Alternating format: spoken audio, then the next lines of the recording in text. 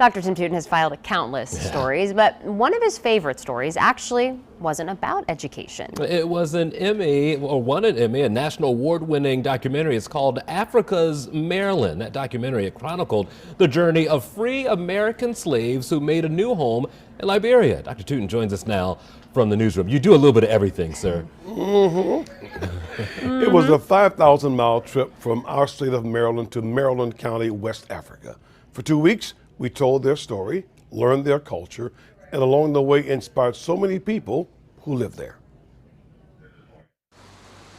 Maryland County, Liberia, named for Maryland, USA, an important piece of American history captured through our lenses. Baltimore is thousands of miles that way.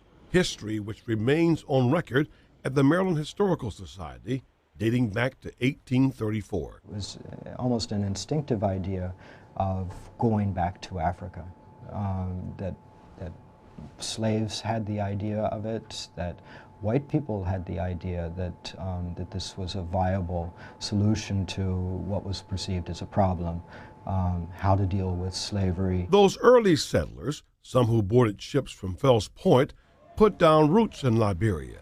But it was during the later years that built-up tensions between two factions would lead to more than a decade of civil war.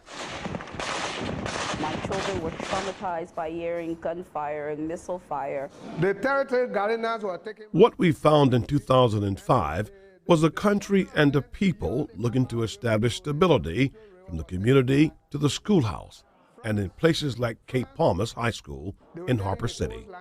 After high school, I want to follow my education. I want to become a nurse. After my high school, I want to go to college and I want to do civil engineer. They're dreams of a future that stretch far beyond a country which had long depended on the rubber industry. This plantation is the biggest employer of semi-skilled and unskilled laborers in the country right now. This is the biggest source of...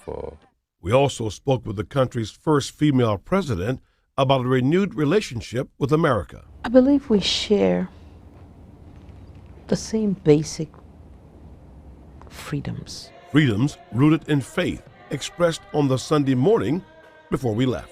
From war-torn buildings to war-torn lives, I still see hope. It was the kind of expression that allowed this reporter and clergyman a rare chance to inspire others. Over the years, I've stayed in touch and formed relationships with native Liberians from Maryland County who live now in Prince George's County, Maryland. In the 11 Newsroom, Tim Tootin, WBAL-TV 11 News.